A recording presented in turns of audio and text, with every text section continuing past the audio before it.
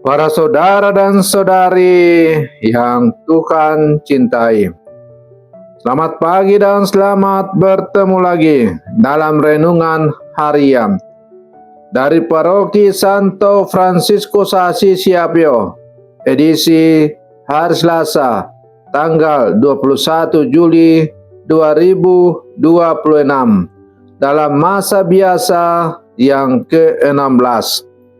Mengawali hari yang baru ini, kita hendak merenungkan sabda Tuhan dengan inspirasi dari Injil Matius pasal 12 ayat 46 sampai 50. Marilah sebelum kita mendengar dan merenungkan sabda Tuhan, kita berdoa.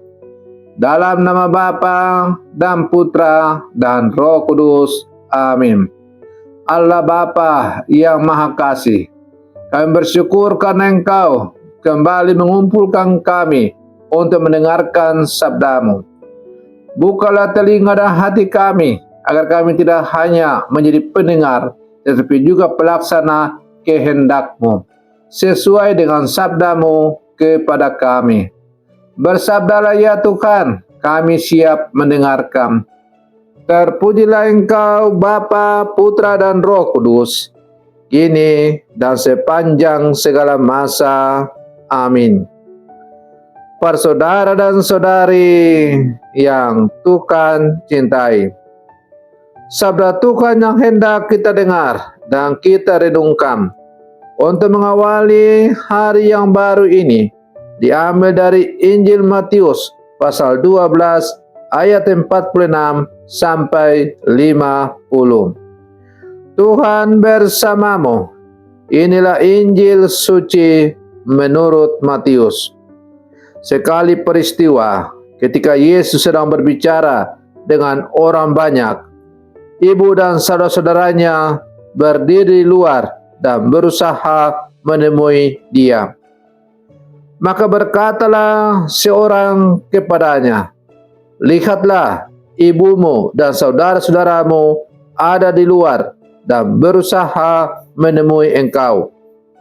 Tetapi Yesus menjawab kepadanya, "Siapa ibuku dan siapa saudara-saudaraku?" Dan sambil menunjuk ke arah murid-muridnya, Ia bersabda, "Inilah ibuku, inilah saudara-saudaraku. Sebab siapapun yang melakukan kehendak Bapa-Ku di surga, dialah saudaraku, dialah saudariku, dialah ibuku." Demikianlah sabda Tuhan. Para saudara dan saudari yang Tuhan cintai, kita semua yang hadir atau pernah hadir ke dunia ini pasti lahir dalam sebuah keluarga. Keluarga adalah tempat pertama seseorang belajar mengenal kasih, mengenal pengorbanan, mengenal perlindungan, dan mengenal penerimaan.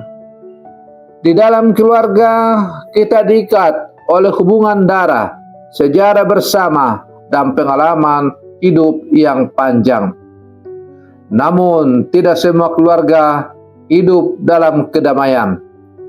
Ada keluarga yang tinggal serumah, tetapi anggotanya saling berjauhan secara batin. Istri jalan sendiri, suami jalan sendiri, lalu anak-anak bingung untuk mencari jalan keluar. Ada yang terikat oleh darah, tetapi dipisahkan oleh dendam, perebutan harta, kecemburuan, atau luka yang tidak pernah dibicarakan. Dalam Injil hari ini yang baru saja kita dengar, kita mendengar Yesus sedang berbicara kepada orang banyak. Seorang bertanya kepada Yesus, "Lihatlah, ibumu dan saudara-saudaramu ada di luar dan berusaha menemui engkau." Apa jawaban Yesus? Yesus menjawab, "Siapa ibuku dan siapa saudara-saudaraku?" Sambil menunjuk kepada murid-muridnya, Yesus bersabda, Siapapun yang melakukan kehendak Bapakku di surga, dialah saudaraku laki-laki, dialah saudaraku perempuan, dan dialah ibuku. Para saudara dan saudari yang Tuhan cintai, sekilas bila mana kita merenungkan sepintas lalu jawaban Yesus, maka dapat terdengar seolah-olah ia menolak ibu dan keluarganya.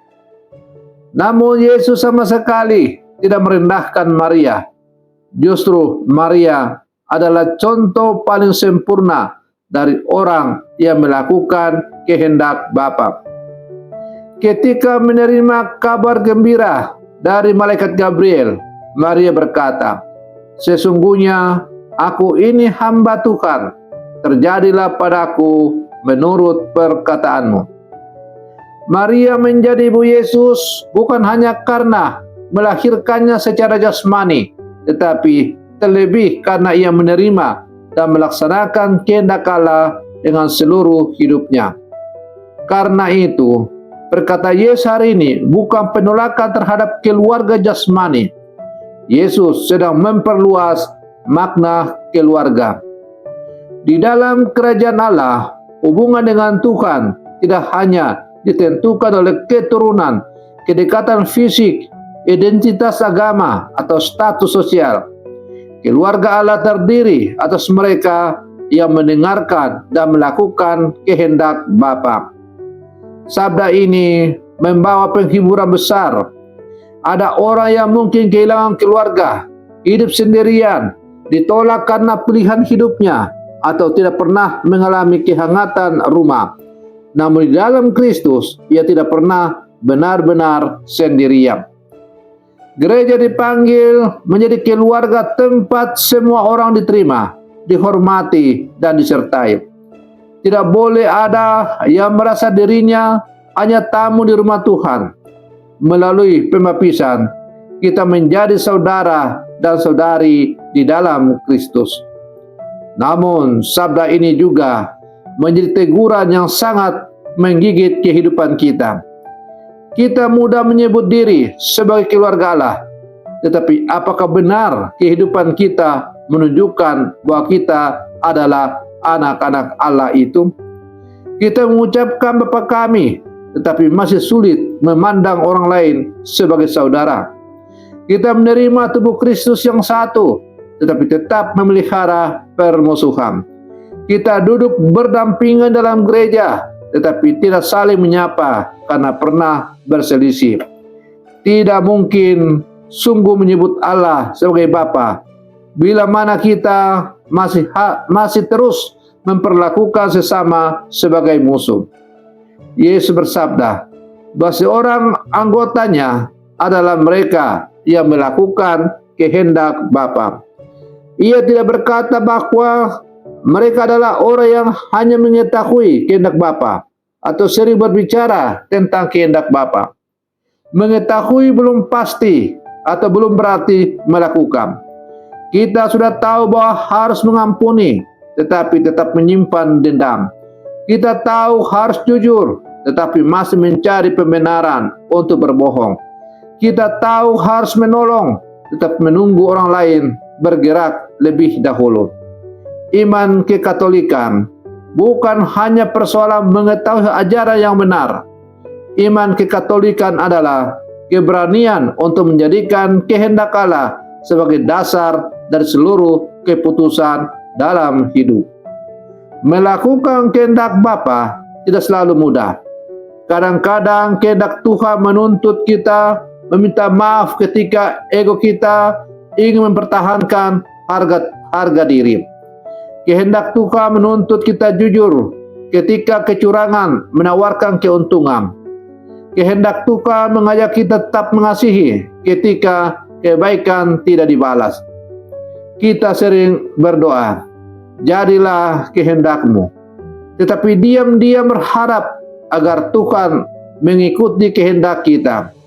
Kita meminta petunjuk, tetapi hanya bersedia menerima jawaban yang sesuai dengan keinginan kita. Ketaatan sejati dimulai ketika kita berkata, "Tuhan, bukan hanya kehendakku yang harus terjadi. Bentuklah aku agar mampu menerima dan menjalankan kehendakmu. Para saudara dan saudari yang Tuhan cintai, sabda Tuhan hari ini mengajak kita semua pertama-tama memeriksa kehidupan keluarga kita. Apakah rumah kita menjadi tempat seseorang merasa diterima atau justru dihakimi? Apakah perkataan kita membangun atau melukai? Apakah ada anggota keluarga yang merasa tidak didengarkan dan tidak dihargai? Menjadi keluarga Allah harus dimulai dari cara kita memperlakukan orang-orang yang tinggal bersama kita. Jangan berbicara lembut kepada orang lain, tetapi kasar kepada pasangan dan anak-anak. Jangan terlihat ramah dalam pelayanan, tetapi membuat rumah dipenuhi ketegangan. Kita dipanggil memperluas hati. Jangan hanya mengasihi orang yang satu suku, kelompok, pandangan, atau status dengan kita. Di dalam Kristus, orang miskin, pendatang, lanjut usia, penyandang disabilitas, dan semua mereka yang tersisih adalah saudara-saudari kita. Biasakan bertanya sebelum mengambil keputusan, apakah ini sesuai dengan kehendak Tuhan? Bukan hanya apakah ini menguntungkan saya, atau apakah orang lain akan menyukainya. Kehendak Tuhan dapat dikenali melalui kitab suci, ajaran gereja, doa, suara hati yang dibentuk dengan benar, serta nasihat orang yang bijaksana. Namun setelah mengetahuinya, kita harus berani melaksanakannya. Para saudara dan saudari yang Tuhan cintai, Yesus hari ini membuka pintu keluarga Allah seluas-luasnya. Kita tidak menjadi dekat dengannya karena membawa identitas kekatolikan, mengenal doa-doa Katolik, atau aktif dalam kegiatan gereja. Kedekatan sejati dengan Kristus tampak ketika kita melakukan segala sesuatu yang dikehendaki oleh Bapa di surga. Mungkin kita merasa jauh dari Tuhan karena banyak kelemahan. Namun setiap kali kita memilih mengampuni, berlaku jujur, berani, dan menerima sesama, kita sedang berdiri di dalam keluarganya Allah. Sebaliknya, kita dapat berada sangat dekat dengan hal-hal rohani, tetapi tetap berada di luar bila hati kita menolak kehendak Allah. Hari ini Tuhan bertanya kepada kita, apakah kita hanya ingin dikenal sebagai orang beriman, atau kita ingin disebut dan dikenal sungguh hidup sesuai dengan suara dan sebagai saudara dan saudari Yesus? Mari kita belajar dari Maria yang tidak hanya mendengarkan firman, tetapi menyimpannya dan melaksanakannya.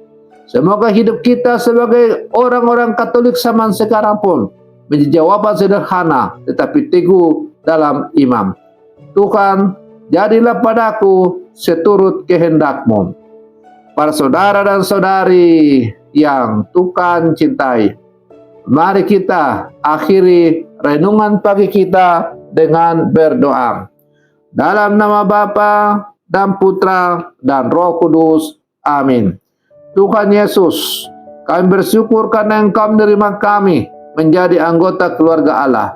Engkau tidak menilai kami berdasarkan asal-usul, kedudukan, kekayaan, atau kelemahan kami, tetapi mengundang kami untuk melakukan kehendak Bapa. Ampunilah kami ketika hanya menyebut-Mu sebagai Tuhan, tetapi tidak menaati sabda-Mu. Ampuni kami ketika mengucapkan Bapa kami, tetap menolak memperlakukan sesama sebagai saudara. Berkatilah keluarga kami, sembuhkanlah hubungan kami yang terluka, damaikan mereka yang bertengkar, dan pulihkan komunikasi yang telah terputus. Berilah kami keberanian untuk saling memaafkan, mengampuni, dan memulai kembali. Tuhan, puaskanlah hati kami agar mampu menerima mereka yang berbeda, kesepian, tersisih, dan tidak mempunyai tempat untuk berlindung. Jadikanlah kami komunitas dan gereja kami rumah yang menghadirkan penerimaan, kasih dan persaudaraan sejati. Ajarlah kami mengenali kehendak Bapa dalam setiap keputusan. Ketika kehendak-Mu berbeda dari kehendak kami, berilah kami kerendahan hati untuk hanya taat kepadamu. Ketika jalanmu terasa berat, kuatkan kami agar tetap setia. Doa ini kami sampaikan kepadamu dengan pengantaran Kristus Tuhan kami. Amin. Dalam nama Bapa dan Putra dan Roh Kudus. Amin. Para saudara dan saudari yang terkasih, selamat pagi. Tuhan memberkati kita semua.